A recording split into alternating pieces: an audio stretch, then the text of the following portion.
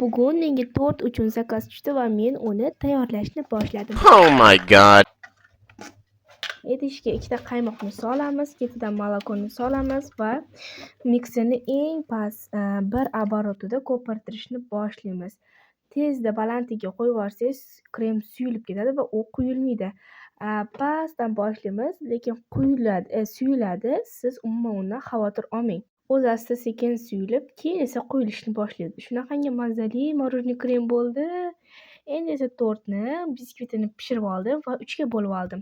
Kremlarni solib, surtib, avval siroplab, keyin kremlarni surtamiz. Har bittasiga sirop qilish shart. Endi esa qolipni o'ziga kiygizib olamiz. Shunda yaxshiroq bo'ladi.